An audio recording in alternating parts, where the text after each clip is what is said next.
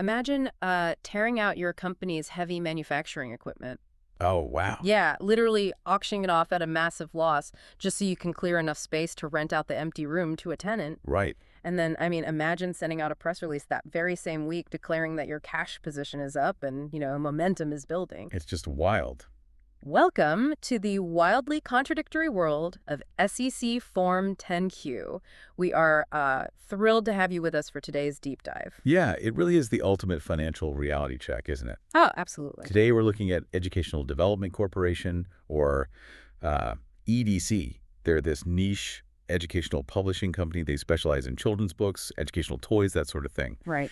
And we have two very, very different sources detailing their fiscal 2027 first quarter results, which ended May 31st, 2026. So on one hand, we have the highly sanitized, upbeat corporate press release. The PR spin. Exactly, PR spin. And on the other, we have the dense, legally mandated SEC Form 10Q filing. Which is where the real story lives. Always. So our mission today is to sort of shortcut your understanding of how macroeconomic pressures, these incredibly tense supplier standoffs, and, well, the sheer quirks of multi-level marketing business models all collide in real time. It's a perfect storm. It really is. We're going to put the polished PR right next to the messy reality. Okay, let's unpack this, starting with the headline numbers. Because if you only read CEO Craig White's statement in the press release, you might actually think this company is turning a massive corner. You certainly would. I mean, the press release highlights a major quote-unquote win for the quarter. Yeah. It points out that EDC's cash position actually increased. So it went from $1.3 million at the end of February to $1.8 million at the end of May. Which, I mean, more cash in the bank is always the goal, right? Always. He also points out that they ran several product and recruiting promotions and that their active brand partners, these are the independent sellers in their Paper Pie division. Right, which is their multi-level marketing arm, their MLM. Exactly, their MLM arm. He says those partners increased by 20% in just one quarter. Like from 4,300 up to 5,200. On the surface, that sounds like real tangible momentum. It projects momentum, definitely. Yeah. But the 10Q year-over-year comparables paint a starkly different reality. Oh, yeah. Yeah, so net revenues for the quarter were actually down significantly. No, significantly. From $7.1 million the previous year down to just $4.8 million this year. Oh, wow. Yeah, that is a drop of over 30%. Yeah. And their net loss deepened to nearly $1.4 million. Wait. I need to parse this 20% jump in brand partners then. Sure. Because if revenues are down 30%, how are they growing their sales force by 20%? That doesn't make any sense. Well, it comes down to timeline framing. Okay. Yes, they recruited aggressively to jump from 4,300 to 5,200, but that's just in the span of 3 months. If you pull back and look at the exact same quarter in the prior year, they had an average of 7,700 active brand partners. Oh. So year over year, their active sales force is actually plummeted by about a third. Oh, I see. Okay, so it's like trying to fill a leaky bucket, right? Exactly. Like you're furiously pouring water in by recruiting 20% more partners this quarter, but year over year, the water level is still way, way down. That's a perfect analogy. It's like if you've ever tried to cancel a gym membership, you know how hard businesses fight to keep recurring revenue? Oh, yeah. They make it impossible. Right. So for EDC, keeping a brand partner engaged is their version of that, which makes me wonder, why is it so mechanically difficult to keep these partners engaged right now? Well, the SEC filing actually provides the specific why, and it's heavily tied to the macroeconomic climate. Okay, so the broader economy. Yeah, inflation. Specifically, the rising costs of food and fuel, it's absolutely hammering EDC's core demographic. How so? Well, to understand this, you really have to look at how an MLM like Paper Pie functions in 2026. The target customer base, and essentially the target recruiting base too, consists almost entirely of families with small children. And the sales model relies on these brand partners hosting digital pop-ups, internet parties, managing Facebook groups, all to sell these premium children's books to their friends and family. Right, so they are utilizing their personal social capital to drive sales. Precisely. But, when disposable income dries up, because a family's grocery bill and their gas budget have just skyrocketed, buying a $20 pop-up children's book becomes a discretionary luxury. Yeah, that makes sense. It's the very first thing cut from the household budget. Yeah. And if the brand partners who are relying on those home shows and internet party events, If they aren't making sales, they just get discouraged. And they simply drop out of the MLM program entirely. Exactly. That makes perfect sense. The side hustle only really works if the people you are pitching to actually have discretionary income to spend in the first place. Right. And what's fascinating here is a historical contradiction that the company explicitly notes in their filing. Oh, what kind of contradiction? Usually during difficult inflationary times, MLM recruiting is actually positively impacted. Wait, really? I would assume a bad economy just hurts everything. Why would it help an MLM? Because as the cost of living rises, families start looking desperately for non-traditional income streams to offset those costs. Oh, they need a side hustle. Exactly. So historically, inflation has driven people toward becoming brand partners. It's a low-barrier way to attempt to earn extra cash. Right. But the current economic squeeze is so tight, and the pressure on everyday spending is so severe that it's overriding that historical trend. So even if they want to sell, nobody can buy. Right. People might desperately want the side hustle, but the network of friends and family they would sell to are simply too strapped for cash to buy anything. Man, that is a brutal cycle to be caught in. It really is.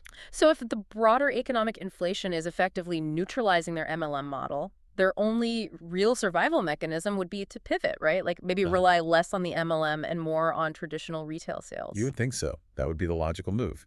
But that brings us to the footnotes of the 10Q. Uh-oh.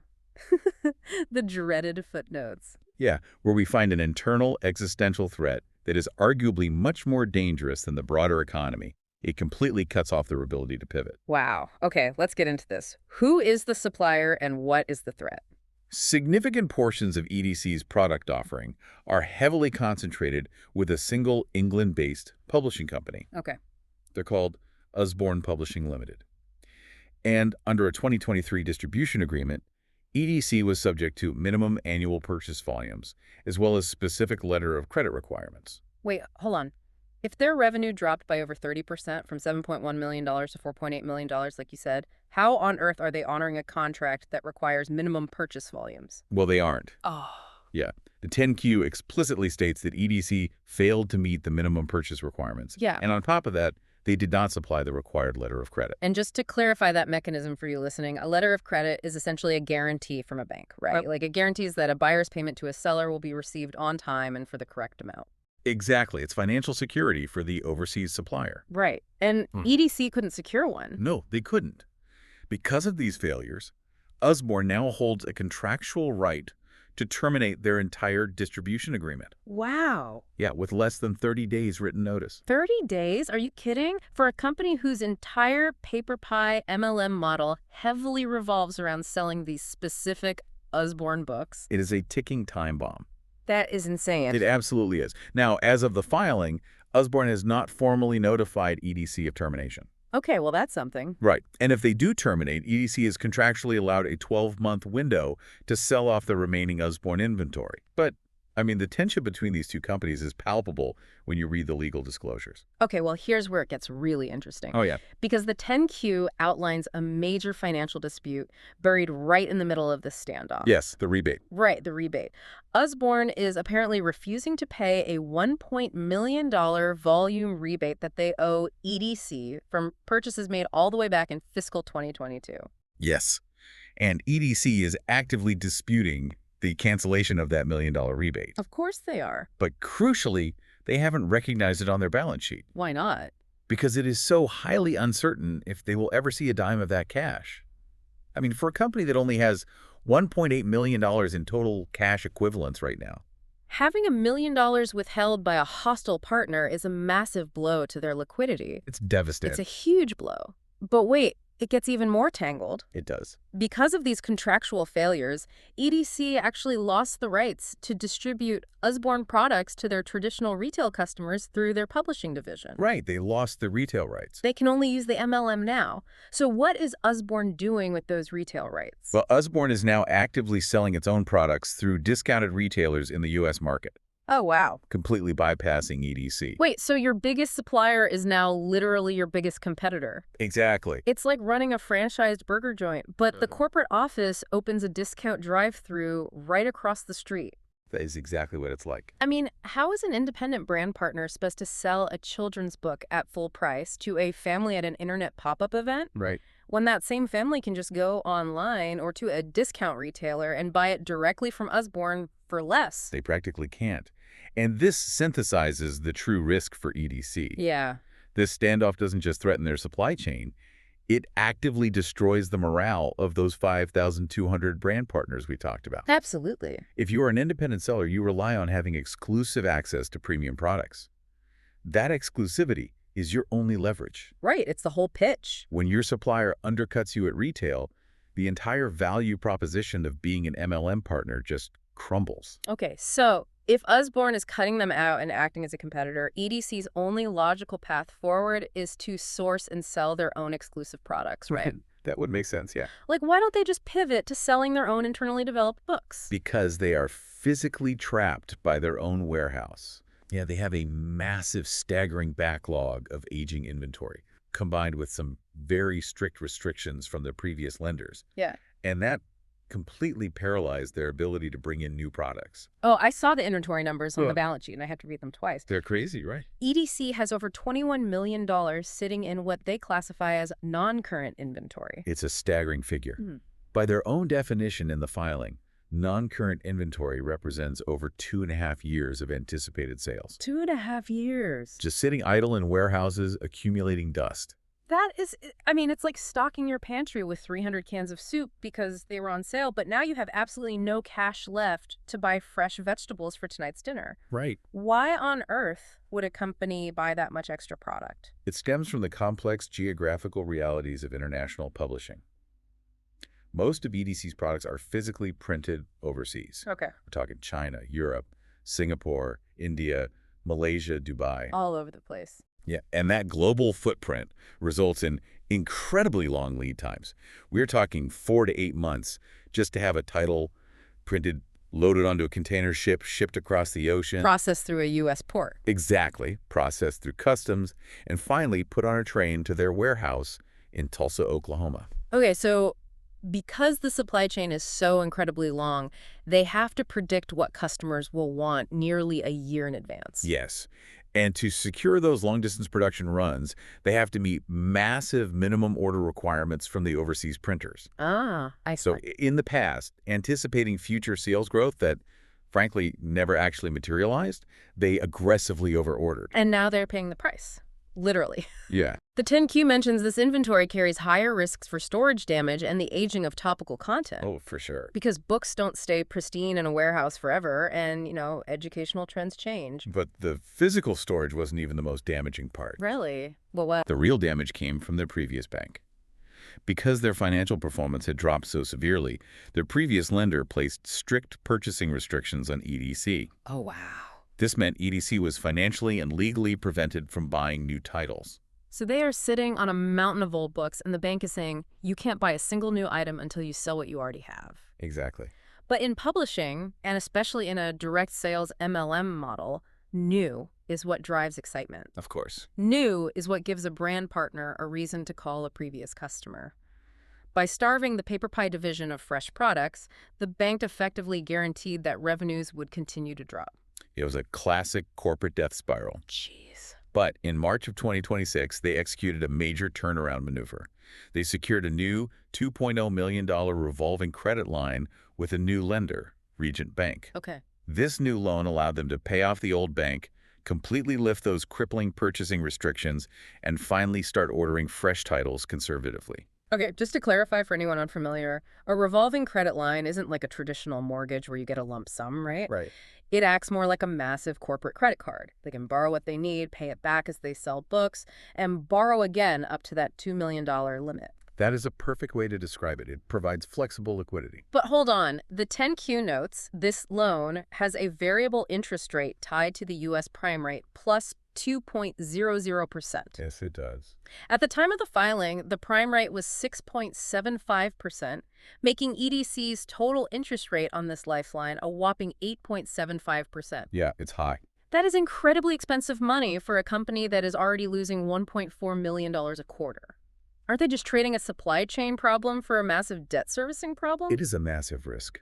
But if we connect this to the bigger picture, this is where the narrative shifts from standard corporate finance to a story with intense, visceral, personal stakes. What do you mean? To secure this new revolving loan from Region Bank, it wasn't enough to secure it with the company's assets.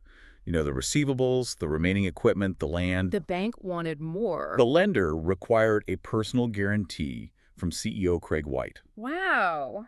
A personal guarantee. That changes the entire dynamic. Yes. The chief executive officer and chairman of the board is literally putting his own personal financial well-being on the line to keep this company afloat. That is crazy. If EDC defaults on this new loan, the bank has the legal right to go after Craig White's personal assets. If that is the ultimate skin in the game. Definitely. Imagine sitting at the dinner table with your family and having to say, hey, if we don't sell enough of these pop-up books this quarter, the bank might come for our personal assets. It's a heavy burden. He is betting his own livelihood that this turnaround plan is going to work. And it dictates everything they are doing right now. They have the new loan, which means they are finally ordering new books. But as we discussed, new books from overseas take 4 to 8 months to arrive. So how is EDC surviving the day-to-day cash crunch right now while they wait for those fresh titles? Well, from the looks of the filing, by aggressively downsizing their physical footprint and essentially selling off the machinery of their past, Yeah. they have implemented a severe cost reduction plan expected to save over $1.2 million in general and administrative expenses just this fiscal year. And that cost reduction plan paints a picture of a company radically disassembling itself. How radical. For starters, they sold their main property, the massive Hilti complex in Tulsa, Oklahoma. And they are now just leasing back a portion of it for their office and warehouse space. But they went much further than just selling the building and leasing a corner of it, didn't they? Much further. Well, To make room for a new tenant in that complex, they are acting as the landlord on a triple net lease for 111,000 square feet. wait, let's define triple net lease real quick. Yeah. That means the new tenant is paying for absolutely everything, right? The rent, plus the property taxes, the building insurance, and the maintenance. Correct. It's a way for EDC to generate completely passive income without taking on any property management expenses. Smart. But to clear that 111,000 square feet for the tenant, EDC literally had to tear out the machinery of their old operations. Oh, man. They removed 3 entire production lines. This Yeah. was their legacy pick and pack distribution system, the literal conveyor belts of how they used to do business. So they are quite literally disassembling the old way of doing business just to make room for a renter. Exactly. And they are trying to sell that dismantled equipment to scrape together more cash. How's that going? Well, they're actively marketing it on a national online auction house. But the resale market for used, disassembled warehouse equipment isn't exactly booming. I can imagine. Because of this, they had to take an impairment loss of $113,600 this quarter on these assets held for sale. And an impairment loss simply means they had to write down the accounting value of the equipment to match the harsh reality of what they actually think someone will pay for it, right? Precisely. They recognize that the gear just isn't worth what it used to be. So what does this all mean? What do you mean? Well, when you look at the totality of the situation, revenues are tanking by over 30%. They are locked in a standoff with their biggest supplier. They are paying 8.75% interest on a loan personally guaranteed by the CEO, and their production lines are literally being dismantled and auctioned off at a loss. Yeah, it's bleak. But with all of that chaos, I read the filing and saw that their gross profit margins actually went up. It is the most counterintuitive part of the entire 10Q filing, but it is accurate. It's crazy. Despite everything we just discussed, the gross margin for the paper pie division increased to 59.7%, and the publishing division increased to 56.7%. How is that mathematically possible when sales are in free fall? It comes down to a fundamental, painful shift in strategy. Last year, under the crushing pressure of the old bank's restrictions and the desperate need to generate immediate cash to survive, EDC aggressively discounted their products. They had a fire sale. Exactly. They ran massive sales to force product out the door. It moved inventory, yes, but it destroyed their profit margins. Right, I understand the math on that. If you sell a $20 children's book for $10, your top-line revenue goes up a bit because you sell more volume, but your actual profit margin is terrible. We got it. This year, they changed tactics. They offered far fewer discounts to their retail customers and brand partners. Okay. They sacrificed top-line revenue, which is the main reason why sales fell from $7.1 million to $4.8 million in order to protect the bottom line. It represents a strategic pivot from growth at all costs to survival and profitability.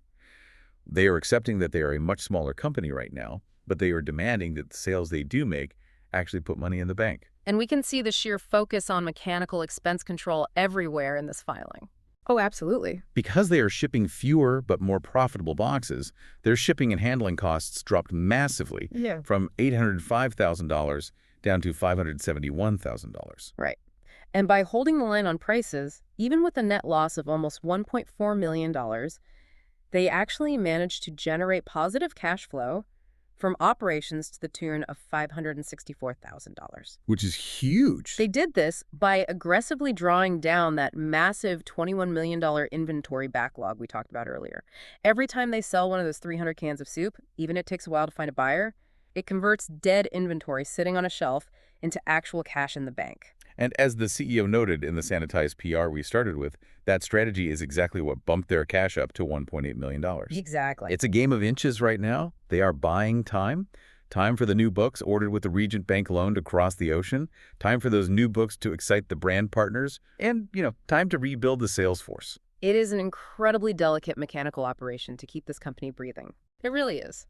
As we wrap up this deep dive, I think the biggest takeaway for you, our listener, is the stark contrast between the narrative a company wants you to see and the mechanical reality of how a business actually operates. Yeah, the PR versus the SEC filing. Exactly. If you just read the headline numbers of that press release, cash increases, recruits up 20%, you miss the entire story. You completely miss the drama of the Usborne standoff, the crippling reality of a 2.5-year inventory backlog, the mechanics of international shipping delays, and honestly, the visceral image of a CEO personally guaranteeing a loan while tearing out his own assembly lines.